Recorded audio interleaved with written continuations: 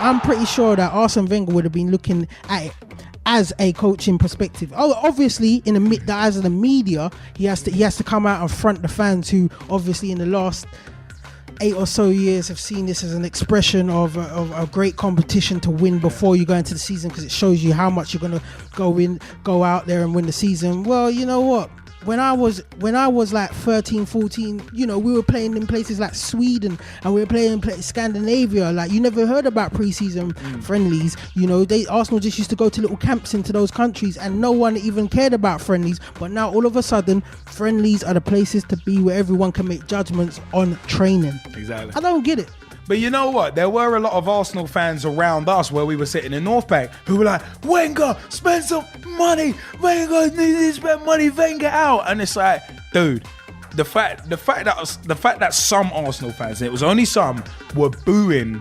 They were Gonzalo Higuain every touch. He was like the Panto villain. What are you booing him for? What? Because he didn't sign for you. You're gonna boo him. That just makes you look bitter. That makes you look bitter and stupid, really. But at the same time, it's like people making judgments based on this. I mean, for me, it's a case of in a banterish way, I would say placing joint bottom in your own tournament on your own patch. There's nothing left to say but this. Hey, he stuck his legs. In a banterish way, I say that. But you know what? At the end of the day, I said preseason. You can't cast any aspersions based on preseason because it's moronic. I mean, preseason, like I said earlier, and like I was saying on Saturday, at preseason training, it's a case of preseason. Come on, boys, let's work. Sweat more in peacetime, bleed less in war. In the words of Chris Benoit at Starrcade 1999. In WCW, it's one of them ones. At the end of the day, preseason is just to blow that rust off and get your fitness back. That's all preseason is for. So anyone making moronic judgments based on that, saying Wenger out, saying yeah, we need to buy this, we need to buy that, based on that, is stupid. And booing your team at halftime of a preseason friendly is beyond moronic. It's beyond moronic, but. Not just that, and tallying results and adding them onto last season's results is ridiculous as well. Oh yeah, 16 games, no defeat, mate. They're friendlies. You know, we went to Asia and we played friendlies against some teams which they came to the Premiership probably couldn't even finish in the top half of the Premiership. It's like Giroud scoring 5 goals in 2 games. Ooh, look how prolific he is. How many did he score in the league last season? So it's one of them ones. Preseason into perspective. Yeah, exactly. It's one of them ones. Like I said to Gezzie. Oh, in preseason, in preseason games, do you win any points? No. Okay. Do you does it count towards the season coming up? No. Okay.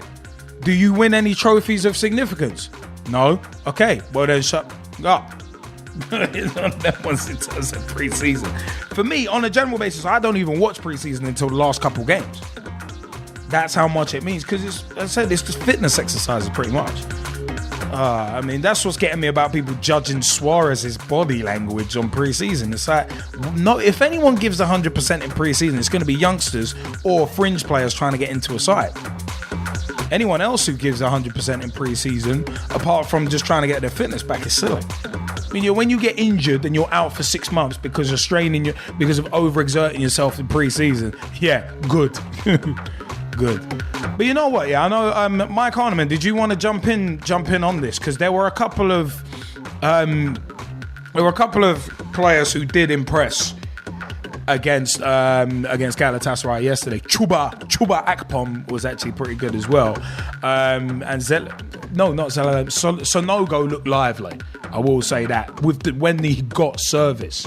That's the thing. He had to come deep. He had to come onto the wings to get service. So it's one of them. But this is what we were seeing live. But Mike, you want to jump in, seeing as you're an Arsenal fan?